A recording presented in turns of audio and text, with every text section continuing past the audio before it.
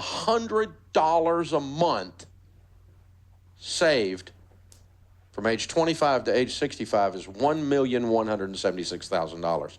There is no excuse for you to retire broke. So all I have to do is invest $100 a month and I can retire a millionaire. That's so easy. I'll set it up in my Roth IRA right now. I did it. I'm officially a millionaire. Oh, it's lunchtime. Let me go get something to eat.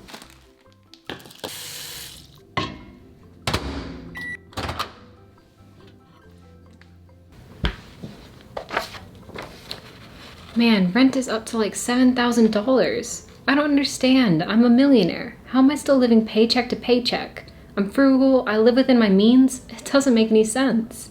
Okay, so maybe I went a bit too far with that one. If you have $1 million, even if it's in 40 years in the future, you probably won't be forced to eat ramen noodles. It's still going to be a large sum of money. But the point I was trying to make is that $1 million in the future will be worth significantly less than what it's worth today. And it won't make for a comfortable retirement in most areas of the United States. To show you what I mean by this, let me take you back to 2018. There I was sitting in my finance class in college when I was first shown an example of compound interest combined with investing. I was told that if you invest as little as $200 a month into an index fund that tracks the S&P 500, assuming you were to average a 10% return on your money annually, then in 40 years you would be able to retire with a little over $1 million.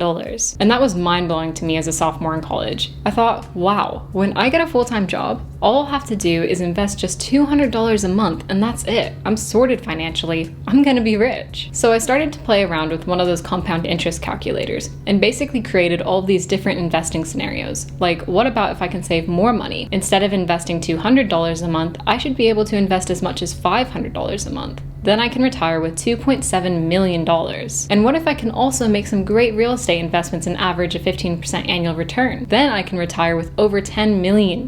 But then it occurred to me, what about inflation? Won't the dollar be worth less in the future when I'm retired? And how much less? How much will $1 million in 40 years' time be worth today? And will it be enough to enjoy a comfortable retirement? Well, let's talk about it. From 1914 to 2022, inflation in the United States has averaged 3.26% per year. That probably doesn't even seem very high to you right now, since annual inflation right now is about 8.5%. But you'll be surprised at how quickly the dollar loses value even at an average 3.26% inflation. At average inflation, it only takes 22 years for the value of the dollar to be cut in half. That means that something that costs $1 today would likely cost you around $2 in the year 2044. So effectively, $1 today would only truly be worth 50 cents in 22 years' time in today's money. So let's run through an example of how much you would likely need to invest on a monthly basis in order to achieve the commonly sought after retirement goal of $1 million.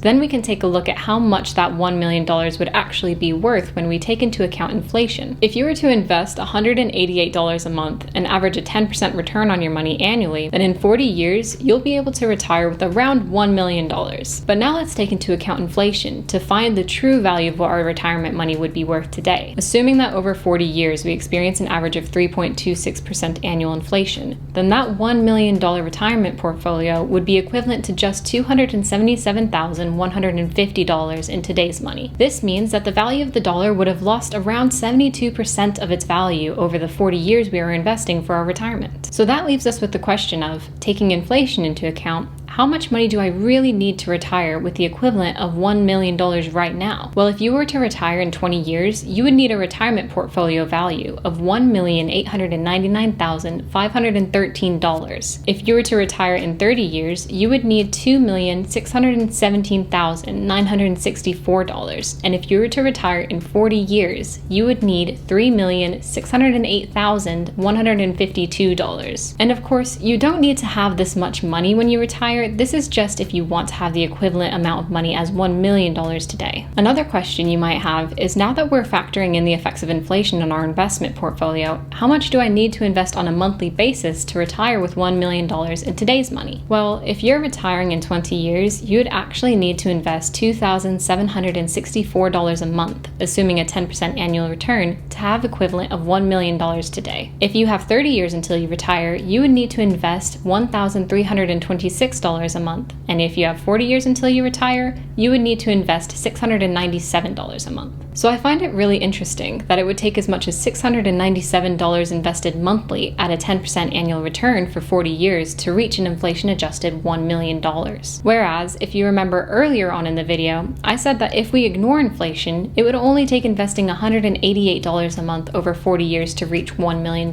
So that's 3.7 times the amount of money you need to invest when we actually take inflation into account. So if you've already forgotten all the numbers and calculations I mentioned earlier, then remember this one. If you're a young person in your 20s and you have a certain amount of money in mind that you want to retire with, whether it's $1 million or $3 million, you actually need to invest about 3.7 times what you were originally planning on investing in order to combat the impact that inflation has on your purchasing power over a long time horizon. Also, after doing this calculation, I noticed something else that was interesting. For every 10 years longer that you have to invest before retirement, you only need to invest about half the amount of money to reach your retirement goal. For example, if you have 40 years until you retire, if you put off investing for another 10 years, you would then need to double the amount of money you invest every month to catch up for the 10 years you wasted not investing. So that's why it's crucial to begin investing as early as possible so that you can fully reap the rewards of compound interest. If you're trying to figure out the amount of money you need to invest for retirement for your unique circumstances, what I would do is go to a compound interest calculator like this one. You can enter in the amount of money you already have invested, how much you can contribute to your account each month,